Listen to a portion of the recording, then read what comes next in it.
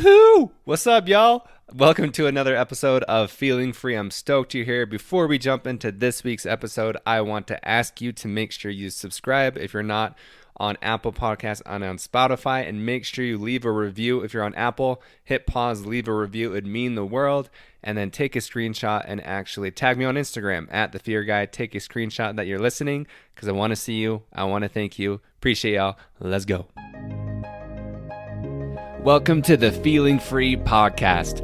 My name is Ben Harris, also known as the Fear Guy. My job is to help you feel more free in your life with the love and relationships, self-worth, and much more. I'm happy you're here.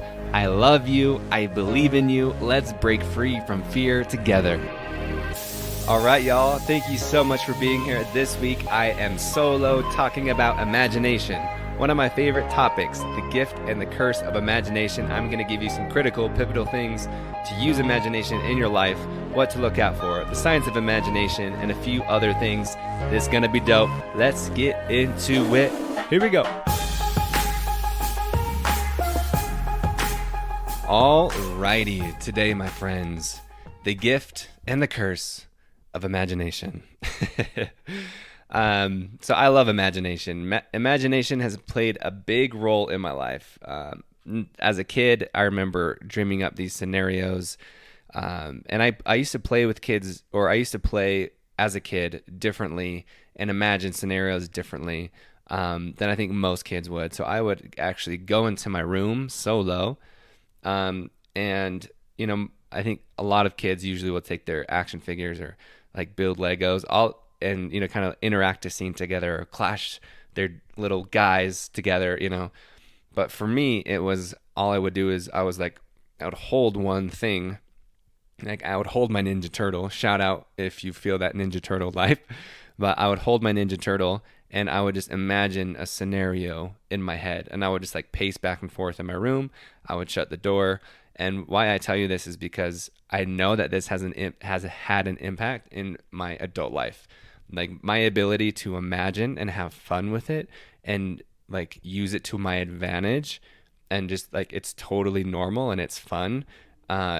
It's totally played a huge role in my life. So let's discuss what imagination is first. So one definition online is imagination is the faculty or action of forming new ideas or images or concepts of external objects not present to the senses. So the key word here is not present to the senses, or the key phrase. So the faculty or action of forming new ideas or images or concepts of external objects not present to the senses. So I assume if most of you are woo, like me, but let's take a look at the science behind imagination and why I really want to talk about this, because if you are woo, this can just back you up, you know, scientifically. And then if you have a hard time with imagination, because it is woo, this will give you some context to, I guess, put your belief in it or your faith in it more. And I really want to talk about this because I recently heard that intuition and imagination are of the caveman era, and that our gut is basically of the lizard brain and carnal instincts, and they're just instincts and like emotional, and we shouldn't be listening to them, and that we should look to science to tell us where to go and do. But I think the answer is both, so I agree and disagree with this viewpoint because I think it's both. I think, yes, like we have instincts, they are good. We have instincts that sometimes emotions or information that we should not react to them. We should respond to them and learn from them. But when it comes to imagination, like, and if we're only comparing this to science, where do you think scientists or inventors get their ideas? Right? Like, what is an idea anyway? It's an imagined theory. So when someone says, ooh, like, let me see if I can do this, or let me see if this is true, or let me disprove this, or let me see if these two things make this, that is an idea. So it's not real. So if you, like, science is technically like it's implementing your imagination, because imagination are ideas, right? So it's a concept that is not present to our senses. Kind of like the definition we just talked about is like the concept that you're thinking about that you don't know if is true or if it can exist or if it will exist it's a concept that's not present to our senses. It's not in the material world yet, right? So imagination and science coexist. They are one and the same. They can coexist. They can thrive together. It's not one or the other.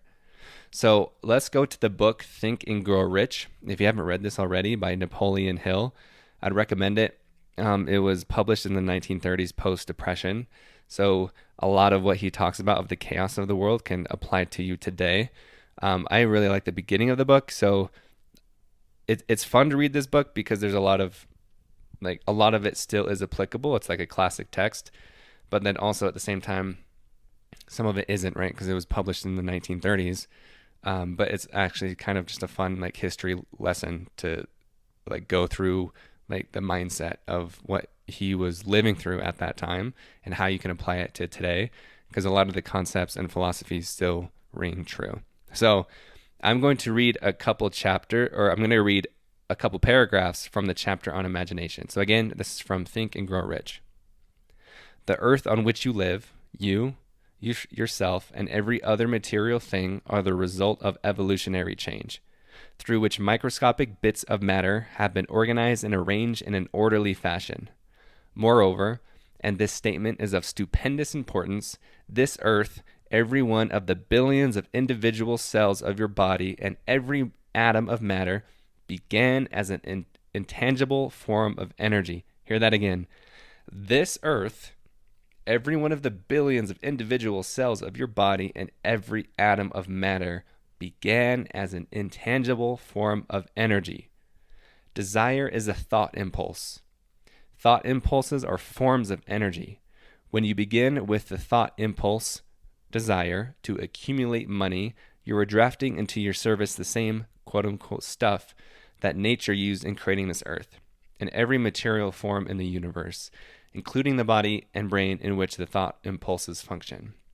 As far as science has been able to determine, the entire universe consists of but two elements, matter and energy. Boom, y'all. So what these couple paragraphs say is that your idea that you have is energy, which you are made of the same stuff, right? Like we didn't exist, like we were an idea at one point, right? So we are matter and energy. And this is so cool. Like imagination is energy. It is a thought. Like your thoughts and energy are measured through brain waves and like brain scans, right? So it's like when you think of something, you can measure that happening like inside of a brain wave in your brain. So desire is a thought impulse. Like your thought impulses are forms of energy which can be measured by science. So therefore, your imagination is science. And all of us and all of this entire universe was just an idea at one point, right? Like it didn't exist and then it existed. So let's go through an exercise together. So I want you to think of the worst case scenario right now. Like what is the absolute worst case scenario that can happen in your life, right? You lose your job, you lose your money, you get rejected over and over, or like you get divorced, or like family members die, like you never find the love of your life, you can imagine it, right? You can imagine your own hell. So think of that right now. And I'm going to pause for a second because I really want you to think about it. Like think about what is that worst case scenario that can happen to you. Okay. Now I want you to think of the best case scenario. Okay. So think of the best case scenario that can happen to you. You are absolutely just in love with the love of your life. That doesn't mean there's not disappointment, but it's just going so well. You live where you want to. Your needs are easily met. It doesn't necessarily have to be like filthy rich, but your needs are easily met. You can do whatever you want. You have the job of your dreams. You are healthy. You are thriving. Okay? So think of this best case scenario, and I'm going to pause again. Think and feel what that best case scenario is for you. All right. Both of these scenarios that you just thought about, the best one and the worst one, haven't happened. So both of these scenarios that you just envisioned and pictured are delusional. Both of them are unrealistic because they have not happened. Both of these are unrealistic because they haven't happened. And a lot of quote unquote realists in the world will tell you that you need to be realistic, or you're being unrealistic for thinking about all these dreams and things. Like, don't rely too much on your imagination. Like, get your head out of the clouds. That idea is pie in the sky, right? Well, their scenario that they tell you to plan for that worst case scenario, isn't realistic either because it hasn't happened. It's not real. It's delusional. It really is. So anytime someone tells you, or you think you to yourself that like why this thing can't happen, we are being just as delusional thinking of something that can't happen or why something won't happen for something like that best scenario that can potentially happen. So essentially, we get to pick our delusion. We get to pick which one we want to focus on. And I know which one I'm picking, because even if it doesn't happen or materialize into real life, I'd rather focus on that better one. Like, I think it's better because it makes me more joyful now. I'd rather be joyful now than be worried sick in the present, because if you're worrying about it, worry robs you twice, right? It robs you of the present moment because you're worrying about something that hasn't happened. And then when it happens, that robs you of joy too. So worrying robs you twice. So to me is like, what would you rather focus on? And act like what you want to attract. Like, what you focus on comes into existence. Like, here's an example. Like, have you ever seen a car commercial for a car that you like loved? You're like, oh man, that car's so rad. Like, I want that car. And it doesn't even have to be a new car, right? You could see like a car driving and you say, oh man, that's old, but it's dope. Like, I've never seen that car. And now you see that car everywhere. Now you see that make, that model, that even that color of that car everywhere on the street, on the road, parked in a parking lot, or you see more commercials or it just pops up. That car was always there. So that car was always there, but you weren't looking for it. That's the key. That car was always there, but you weren't looking for it. And this is why imagination is so important, because you need to be looking for it. You won't see it if you're not looking for it. Hear this again. You won't see it if you're not looking for it, right? And you might say, oh, like, don't get your hopes up. Again, it's the same scenario, right? Like, we are so fearful, and this is why it has to do with fear of it not happening, that we half imagine it or we half want it. But no, y'all, you have got to want it and desire it with all of your being. It doesn't, like, you can let go of the how. You don't have to be detached to it, because it's going to happen better than you can plan it. But your fear of not getting it is giving you exactly what you don't want. Your fear of not getting it means that you're not getting it. Does that make sense? So your fear is a self-fulfilling prophecy. If you're just absolutely terrified of asking for something, you're not going to get it, right? You're rejecting yourself before you can get rejected. And I have imagined and written things down in my journal that had not happened yet, like quitting my 9-to-5 job, interviewing my friend, Dr. Nicole LePera, the holistic psychologist, like filling up a retreat when I had never done one before. And I have other things that I've written down that are coming to pass. And I've written down just like, I attract clients that are eager to invest in their freedom and transform their life. And it happened. And the reason being is because it's not like woo. It's just like freaking science. It's like, once you are looking for something, you're going to see it, right? And like we talked already before, like it's energy, it's matter. Like, it can't exist before you see it, right? The only limitations are in our mind. So the imagination, this is the gift and the curse of imagination, right? Because the curse of it is you can only be worried about the worst case scenario and how everything's not working out for you. And you will be looking for those things to happen.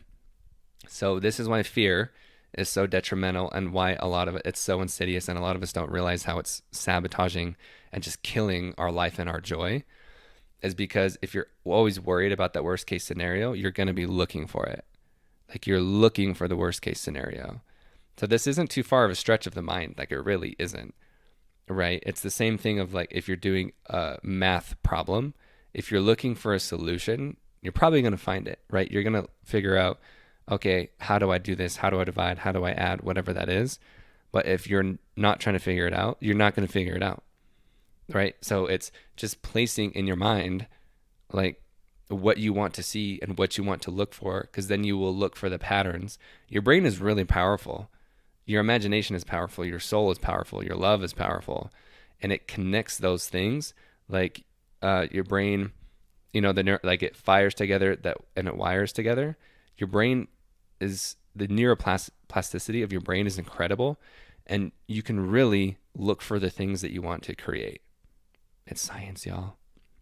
So, here are some quotes that I want to just kind of put into the ether, put into your mind to really hit this home for you. Quote number 1, you probably have heard this. Whether you think you can or can't, you are right.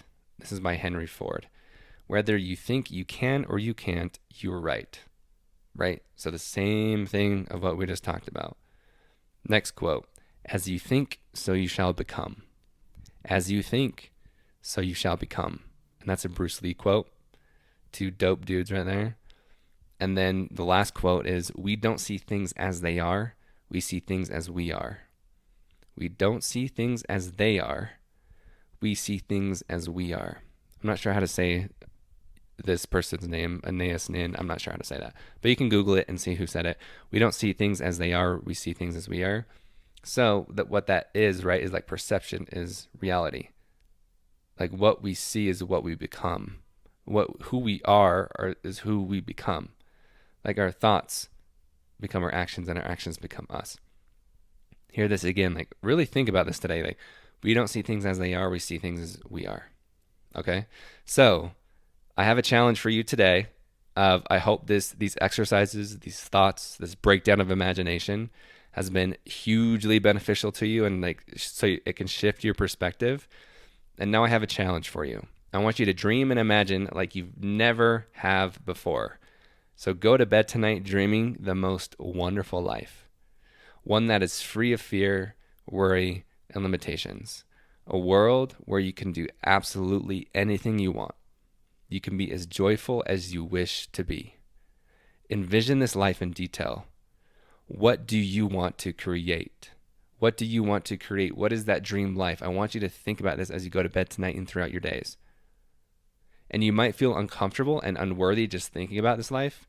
You might be thinking, who I am, like, who am I to ask for this? I don't deserve this. I've never been able to get this before. No one in my family's gotten this before. This is unrealistic. Who am I? I'm an imposter.